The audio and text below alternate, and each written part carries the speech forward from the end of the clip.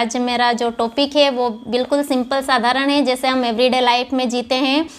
बोलने से जैसे रोज़ दिन जैसे हमारी लाइफ हम लोग जीते हैं, तो हम जानते हैं हमारे परिवार में हमारे बच्चों को लेकर, हमारी नौकरी को लेकर, हमारी अदर चीज़ों को लेकर हम चिंता करते हैं, परेशान रहते हैं और कभी कभार हम कंफ्यूज रहते हैं कि अब हम लोग क्या करें।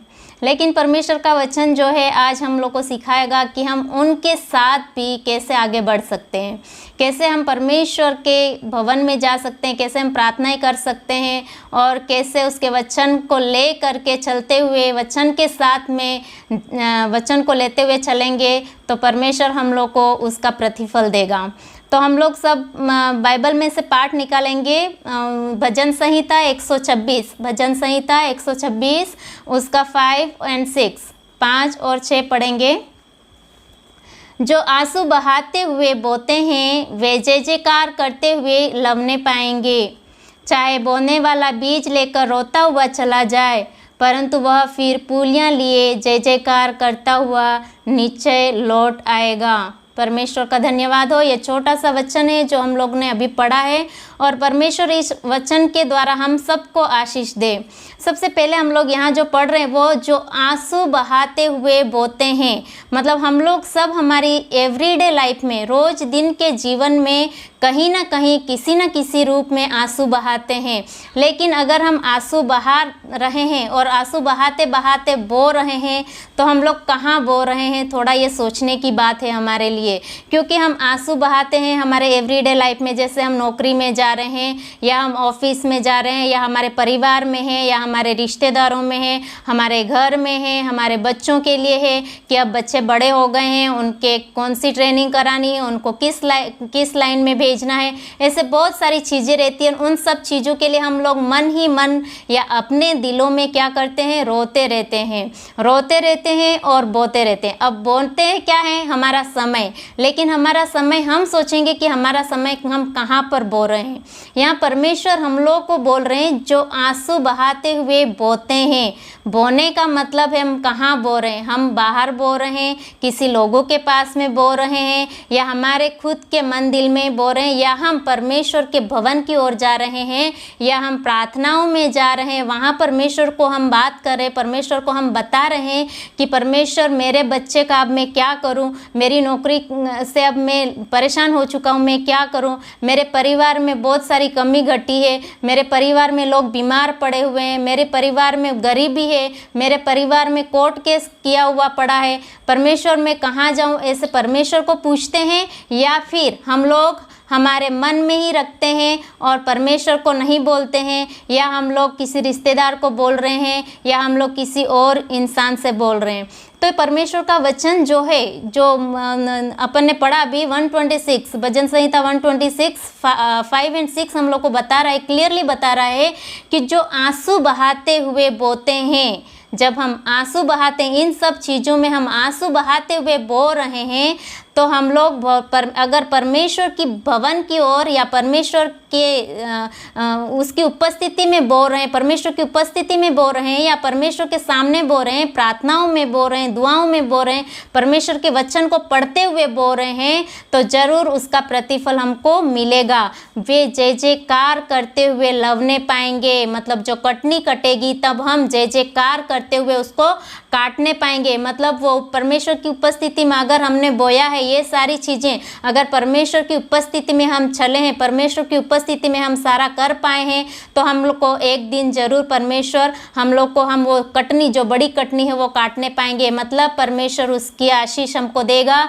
उसकी बरकत जो है वो हमको देगा और हम लोग को जहाँ भी परेशानियाँ, उन परेशानियों से परमेश्वर हम लोग को बाहर निकालेगा। और ये मैं ये नहीं बोल रही हूँ कि यहाँ पर लोग सारे बैठे वो परेशानियों में हैं या किसी दुख तकलीफ में हैं इसलिए बैठे हुए हैं, ये मेरे बोलने का मतलब नहीं है। लेकिन किसी न किसी तरीके से हम रोज़ अपनी लाइफ में कुछ ना कुछ फेस करते हैं, क्योंकि उतार चढ़ाव ज़िंदगी का है और उतार चढ़ाव हमारी ज़िंदगी में आता रहता है। तो उस उतार चढ़ाव में हम लोग किस तरीके से परमेश्वर का अनुग्रह हम लोग को मिलता है, हम कैसे परमेश्वर से पूछते हैं कि इस घड़ी में मैं क्या करूं। हम लोग परमेश्वर से पूछते हैं या नहीं पूछते हैं। अगर हम लोग परमेश्वर के साथ जा रहे हैं, उनके वहाँ बोल रहे हैं, तो परमेश्वर ज़रूर उसका आंसर हम लोग को करेगा, परमेश्वर उसका उत्तर हमको ज़रूर देगा। जैसे यहाँ पर अगर हम आंसू बो रहे हैं तो भी हम वापस जब लौटेंगे, आंसू बहाते बहाते परमेश्वर के भवन तक जा रहे हैं, आंसू बहाते बहाते परमेश्वर से हम लोग दुआएं मांग रहे हैं, प्रार्थना कर रहे हैं, या आंसू बहाते बहाते हम लोग क्या कर रहे हैं, वचन पढ़ रहे हैं, तो परमेश्वर ज़रूर उसका प्रतिफल हमको देगा और हम जय जयकार खुशी से आनंद से हम लोग वापस लौटने पाएंगे। और आगे वचन बोल रहा है, चाहे बोने वाला बीज लेकर रोता हुआ चला जाए, भले हमारी ज़िंदगी में हम प्रार्थना करते करते रोते हुए बोते जाएं, रोते हुए बोते जाएं, रोते हुए बोते जाएं, तो परमेश्वर हम लोग को क्या करेगा, उसका जय जयकार करते हुए हम लोग उस कटनी को काटने पाएंगे।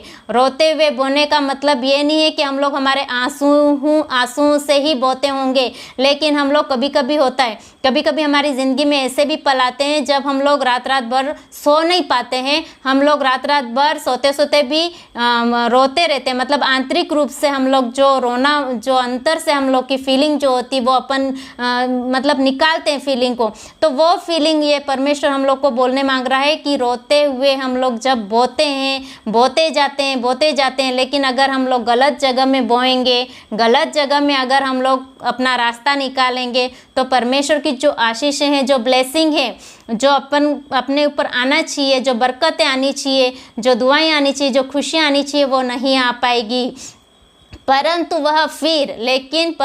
परंतु मतलब परमेश्वर कह रहा है, अगर तुम चाहे बोने वाला रोते हुए क्यों नहीं चला जाए, परंतु वो क्या करेगा, परंतु फिर वो पुलियाँ लिए हुए, पुलियाँ मतलब पुलियाँ अपन देखते हैं ना गांव में, पुलियाँ लिए हुए, बारा लिए हुए, पुलियाँ लिए हुए अपन जैसे वापस आते हैं, वैसे परमेश्वर हम लोग को बता रहा है कि परंतु वह फिर पुलियाँ लिए हुए जय जयकार करता हुआ, पुलियाँ लिए हुए, पुलियाँ कौन सी पुलियाँ, क्या पुलियाँ हम लोग लिए हुए आएंगे। अगर हमने परमेश्वर के भवन में बोया है, परमेश्वर की उपस्थिति में हमने हमारा टाइम बिताया है, हमने हमारा सब कुछ अगर परमेश्वर को दे दिया है, उस समय जब हम लोग को परेशानी है, बीमारी में पड़े हैं, या हम लोग को और कुछ तकलीफ है, बच्चों की परेशानी है, परिवार की परेशानी है, तो हम लोग उस समय रोते हुए अगर परमेश्वर के भवन में बोएंगे, तो हम पुलियाँ लिए हुए जय जयकार करते हुए लौटेंगे। पुलियाँ कौन सी पुलियाँ, वही बरकत की पुलियाँ, आशीषों की पुलियाँ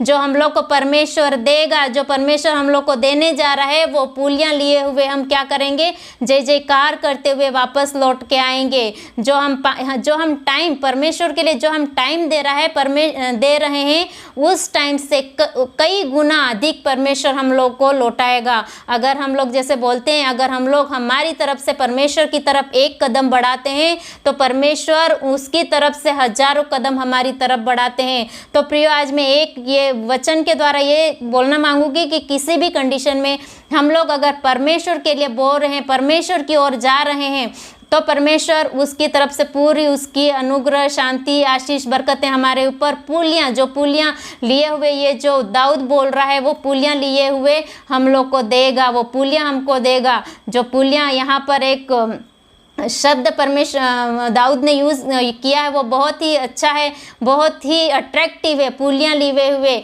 जैसे हम लोग खेतों में धान बोते हैं, तो एंड में जब पक जाता है तो हम वो पुलियाँ लिए हुए वापस लौटते हैं। उसी तरह अगर परमेश्वर के भवन में हम लोग बोल रहे हैं, तो परमेश्वर का जो वरदान है, जो आशीषें हैं, वो हम लोग पुलियों की जैसे ऐसे पुलियाँ लिए हुए हम वापस अपने घर की ओर लौटेंगे। मतलब हमारे परिवारों में वापस लौट आएंगे, हम जहाँ रहते हैं वहाँ पर, हमारी नौकरी में, हमारे धंधों में, हमारे कामकाज में, हमारी खेतीबाड़ी में, कहीं पर भी हो, परमेश्वर की आशीष बनी रहेगी। और मैं इसमें ये बोने का मतलब वो नहीं है कि हम केवल पैसा बोएं परमेश्वर के लिए। पैसा केवल बोना नहीं है। यहाँ पर सबसे पहली महत्वपूर्ण बात यह है कि हम हमारे खुद के लाइफ को उसके लिए बोएं, हमारे खुद के जीवन को उसके लिए गवा दें, हमारे खुद के जीवन को उसके लिए चढ़ा दें, पूरा समर्पित कर दें, ताकि जब परमेश्वर हम लोग के इस समय जब हम परेशानियों में रहे तो परमेश्वर हम लोग को उठा ले, परमेश्वर हम लोग को उस परेशानी से ऊपर लेके आ जाए। क्योंकि परमेश्वर का वचन, जीवित वचन हम लोग को कहता है, परंतु वह फिर पूलियां लिए हुए, फिर मैं वही शब्द रिपीट करूंगी क्योंकि मुझे ये शब्द बहुत अच्छा लगा जब मैं ये बाइबल रीडिंग कर रही थी, मनन कर रही थी। तो पूलियां लिए हुए जय जयकार करता हुआ निश्चय लौट आएगा। There is no doubt, if you read this there is no doubt. परमेश्वर के इस वचन में आप ध्यान से पढ़ो, यहाँ पर कोई डाउट नहीं है। निश्चय मतलब होगा ही, निश्चय मतलब होगा ही। अगर आप परमेश्वर के भवन में बोल रहे हो तो परमेश्वर उसका प्रतिफल जरूर देगा। यहाँ पर निश्चय शब्द लिखा हुआ है, निश्चय लौट आएगा मतलब हम जहाँ कहीं भी है वहाँ से हम बिना डाउट किए परमेश्वर के अनुग्रह, आशीष, बरकतों पे डाउट करने की ज़रूरत नहीं है। हम लोग को डाउट नहीं करना चाहिए। हम लोग सभी को, हम सब मानव जाति है, हम लोग कभी कभी ऐसी सिचुएशन में आ जाते हैं, लेकिन परमेश्वर का वचन आज हम लोग को यही कह रहा है कि आप लोग पूलियां लिए हुए जय जयकार करते हुए निश्चय लौट आओगे। मतलब आप no doubt, there is no doubt परमेश्वर के पास या अपने परिवार में या हम लोग जहाँ कहीं भी हैं वहाँ हम लोग जरूर लौट आएंगे। हम लोग को परमेश्वर वापस लौटा ले आएगा। जैसे ये दाऊद ने भजन संहिता में जो ये लिखा है उनने पूरा अनुभव किया है, उसके अनुभव के अनुसार उसने लिखा है, उसने जो अनुभव किया वो लिखा है, तो वो सच्चाई है, सच लिखा हुआ है कि निश्चय हम लोग उसके भवन की ओर वापस लौट आएंगे। इसके साथ ही मैं एक आपको उदाहरण बताना चाहूँगी। उदाहरण है अपने ये अय्यूब निकालेंगे हम लोग अध्याय 1 उसमें 20 से 22 तक। यहाँ पर अय्यूब क्या करता है, तब अय्यूब उठा और बागा फाड़ सिर मुंडा कर भूमि पर गिरा और दंडवत करके कहा, मैं अपनी माँ के पेट से नंगा निकला और वहीं नंगा लौट जाऊंगा। यहोवा ने दिया है और यहोवा ने ले लिया, यहोवा का नाम धन्य है। इन सब बातों में भी अय्यूब ने ना तो पाप किया और न परमेश्वर पर मूर्खता से दोष लगाया। यहाँ पर अय्यूब क्या कर रहा है, अय्यूब का सब कुछ छीन लिया गया था, सब कुछ खत्म हो गया था। उसकी वाइफ, उसके बच्चे, उसकी भेड़ बकरियां, धन दौलत जो भी उसके पास था वो सब छीन लिया गया था। तो भी अय्यूब ने लास्ट में क्या किया, सब नाश होने के बाद में भी अय्यूब कह रहा है कि परमेश्वर ने दिया था, परमेश्वर ने ले लिया, यहोवा का नाम धन्य है। वो यहोवा को ही धन्य कह रहा है। भले ही उसके लाइफ में इतनी बड़ी प्रॉब्लम आई लेकिन उसने यहोवा को कभी गलत नहीं ठहराया, यहोवा को कभी उसने गलत नहीं ठहराया। इसलिए उसने, यहोवा ने फिर इसी अध्याय में, इस अय्यूब की पुस्तक में ही हम लोग पढ़ते हैं उसके 42 में कि परमेश्वर ने उसको क्या किया, उससे 2 गुना वापस लौटा दिया। उसका जो उसने गलत नहीं बोला, परमेश्वर के विरुद्ध में नहीं बोला, इसलिए परमेश्वर ने उसको क्या किया, 2 गुना लौटा दिया। यहाँ पर लिखा है 42:11 से 17 में यहाँ पर लिखा है, मैं पूरा नहीं पढ़ूंगी लेकिन थोड़ा सा ही पढ़ूंगी। अय्यूब के क्या, यहोवा ने अय्यूब के बाद के दिनों में उसके पहले के दिनों से अधिक आशीष दी। 12वें में लिखा है, यहोवा ने अय्यूब के बाद के दिनों में, मतलब जो अय्यूब की बाद की लाइफ थी, जो और बाकी हुई लाइफ थी, उसमें उनने क्या किया, पहले के दिनों से अधिक आशीष दी। मतलब पहले जो अय्यूब के पास था, जो नाश हो गया था, उससे कहीं अधिक अय्यूब को दिया गया। क्यों? क्योंकि अय्यूब ने क्या किया था, परमेश्वर के रोते हुए, विलाप करते हुए, परेशानी में परमेश्वर के भवन में बोया था, परमेश्वर को दुहाई दी थी, परमेश्वर के पीछे गया था वो, इसलिए परमेश्वर ने उसको क्या किया, आशीष दी। ऐसे कि ऐसे हम लोग फिर पढ़ेंगे प्रेरितों के काम में जब पौलुस और सिलास बंदीगृह में बंद थे, लेकिन वहाँ बंदीगृह में बंद थे तो उन लोग क्या कर रहे थे। प्रेरितों के काम आप निकाल सकते हैं 16:22 से 34, प्रेरितों के काम 16:22 से 34, उसमें पौलुस और सिलास क्या करे, बंदी गृह में बंद थे। आधी रात के 25 में पढ़ूंगी, आधी रात के लगभग पौलुस और सिलास प्रार्थना करते हुए परमेश्वर के भजन गा रहे थे। क्या कर रहे थे? परमेश्वर के भजन गा रहे थे और कैदी उनकी सुन रहे थे, जो कैदी लोग थे वो उनकी सुन रहे थे। इतने में एकाएक बड़ा भूकंप आया और यहाँ तक कि बंदी गृह की नींव हिल गई और तुरंत सब द्वार खुल गए और सबके बंधन खुल गए।